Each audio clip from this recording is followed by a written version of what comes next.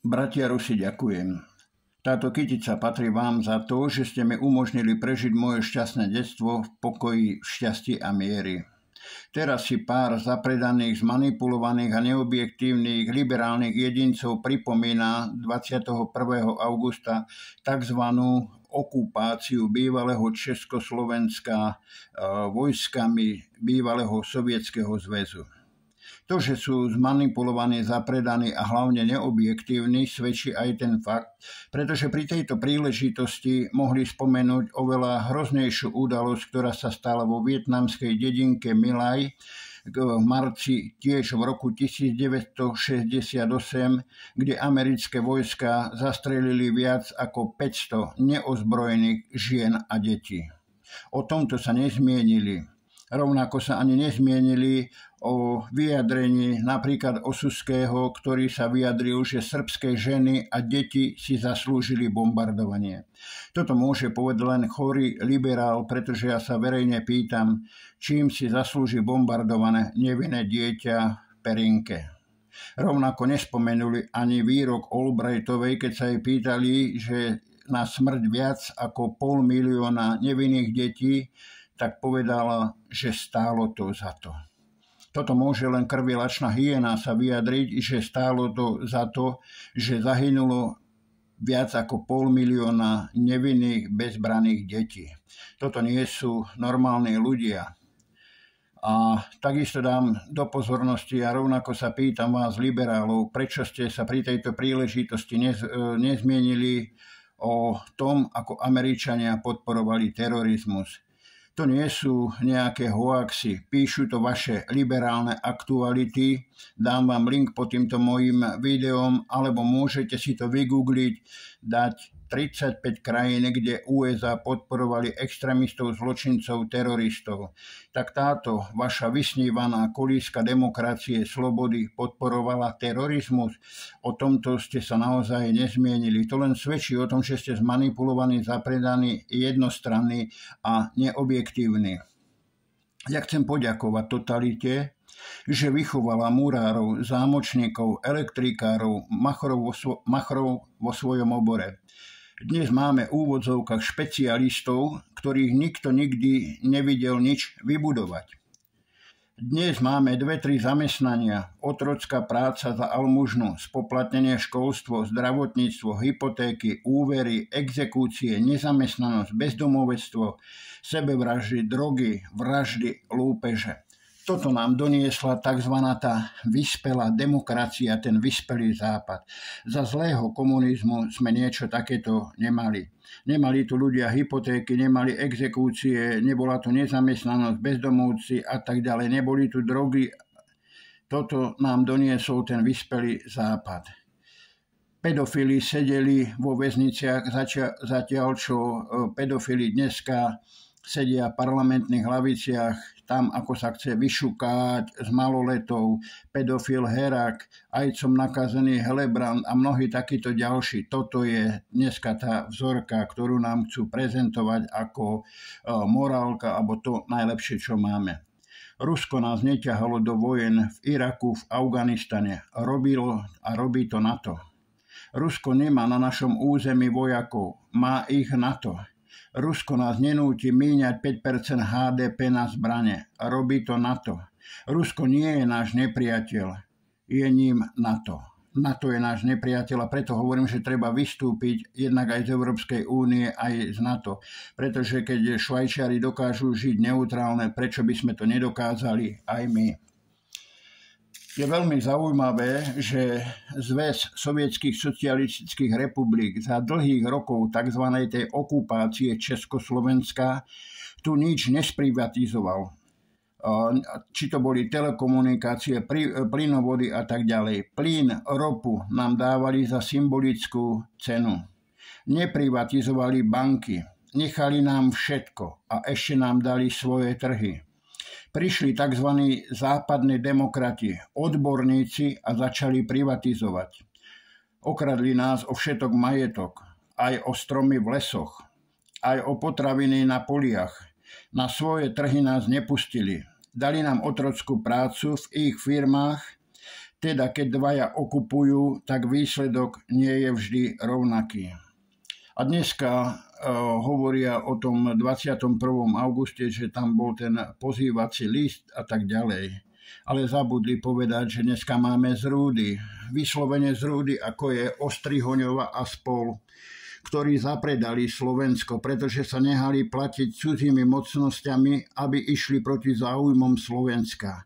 A čo je dosť na tom smutné, že orgány činné v trestnom konaní nekonajú a títo vlastizradcovia, ktorí naozaj sa priznali, že brali peniaze z Anglicka, tak si behajú po slobode. Rovnako ako sa aj priznal Soros, že ospravedlňujem sa, starý Šimečka, že nebyť Sorosových peňazí, tak by nepovalili vládu Mečiara. Teda tu vidíte, koho tu máme. Máme tu vlastizradcov, ktorí za peniaze zrádzajú Slovákov, Slovensko. Títo ľudia si nezaslúžia našu úctu, ale opovrhnutie a mali by byť naozaj v Leopoldove, pretože to sú protištátne živly. A ešte na záver môjho videa, keď hovoríte, že Rusi nás okupovali, tak chcem vám dať, milí liberálikovia, do pozornosti, aby ste si zvážili moc dobre, či to boli Rusi, alebo to boli Ukrajinci, ktorí nás v 68. okupovali. Neboli to vojska ZSSR, ale boli tu Maďari, boli tu Bulhári, bývalé NDR, Poliaci a tak ďalej. Prečo napríklad neodsudzujete bývalú NDR, Maďarsko a tak ďalej? Len všetko Rusi. Ale poďme si pozrieť, kto bol vtedy v tzv. Tom politbíre ústredného výboru komunistickej strany Sovietskeho zväzu. Na čele bol Ukrajinec, zdôrazňujem vám Ukrajinec, Leonid Ilič Brežňov. Mikola Podgorný, Ukrajinec. Petro Šelest, Ukrajinec. Dmitro Poliansky, Ukrajinec. Andrej Kirilenko, Ukrajinec. Arvidis Pelše, Lotyš. Kiril Mazurov, Bielorus. Michal Suskov, Rus. Takže ešte raz, milí liberáli, chcete mi povedať, či je to Kirilenko, Poliansky, Šeles, Podgorný, Brežnev, to boli Rusi? Nie, to boli Ukrajinci. Tí Ukrajinci, ktorí teraz bombardujú ropovo Družba a za to, že pomáhali sme Ukrajincom akýmkoľvek spôsobom, že sme tu prichýlili Ukrajincov, tak oni sa nám odďačujú tým, že nám tu pozastavujú ropu, pozastavujú plyn, ale sami ju budú odoberať od Rusov a takýmto spôsobom ekonomicky ničia Slovensko. Takže mali by ste sa naozaj zamyslieť a ešte raz ďakujem Rusi za to, že ste mi dali možnosť prežiť to šťastné detstvo vďaka vám, že sme žili v pokoji a miery. Že ľudia tu mali prácu, že ľudia, starí ženy, starí ľudia nemuseli chodiť tak ako dneska za prácou a do Nemecka svojim rovesníkom vytierať zadky, pretože vtedy, keď žena mala 2-3 detičky, tak sa jej roky do dôchodku odpočítavali a išla do dôchodku ako 56-ročná a tak ďalej. Ľudia mali sociálne istoty, mali bezúročné, nenávratné pôžičky. Mladí mali dostupnosť k bývania. Nehovorím, že to bolo ideálne, ale nebolo to, čo je dneska, že mladým dávajú tzv. Na 30 rokov hypotéku, bez toho, aby mali záruku, že o ten byt neprídu. Tí zlí komunisti im dali ľuďom byty, stačilo, aby ste podpísali na 10 rokov niekde vo fabrike a dali vám byt zadarmo. Mali ste výplatu, mali ste zálohu, mali ste školstvo, zdravotníctvo zadarmo. A to, že ľudia hovorí, že tu bol ostnatý drôt, áno, ten ostnatý drôt by sa zišiel aj dneska z dôvodu, že som pochopil, že ten ostnatý drôt nás tu chránil pred rôznymi migrantami, pretože aj vy, keď idete na návštevu, tak idete normálne slušne cez bráničku, zazvoníte a pustia vás donútra. Len, ak sa hovorí, len zlodeji chodia cez plot. Ani vy nechodíte na návštevu oknom, komínom. A rovnako ten, kto chcel prísť do Československa alebo odísť, mohol legálne, ale to bolo zabezpečené tak, že sme mali naozaj evidenciu, kto tu prišiel za akým účelom. Dneska tu vidíme, ako migranti v plnom prúde tu utekajú cez hranice, nemáme žiadne evidencie, oni kto sú, čo sú, robia tu rôzne násilnosti. Takže ten ostnatý drôt neslúžil na to, aby nás obmedzoval, ale aby nás chránil. Pretože ja sa pýtam, ak hovoríme o nejakej vyspelej Európe, prečo sú napríklad v Nemecku opäť zavedené kontroly na hraniciach? Toto je tá sloboda slova, sloboda pohybu.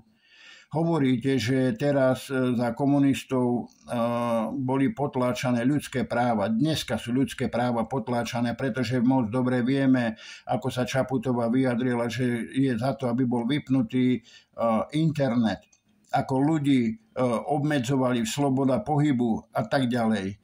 Počas toho COVID pandémie, pritom oni si chodili kade-tade po zahraničí, chodili za pápežom, ale ľudí obmedzovali. Toto je novodobá totalita, ktorá sa skrýva a maskuje pod rúškom nejakej slobody a demokracie. Ďakujem, takúto demokraciu si nežiadam. Chcem, aby bolo to, čo bolo predtým, pretože ja hovorím, dneska, keď poviete pravdu v práci, tak vás vyhodia. Kedysi, keď ste mali nejaký spor s majstrom, išli ste za vedúcim, vyriešilo sa to a pokračovali ste v práci ďalej.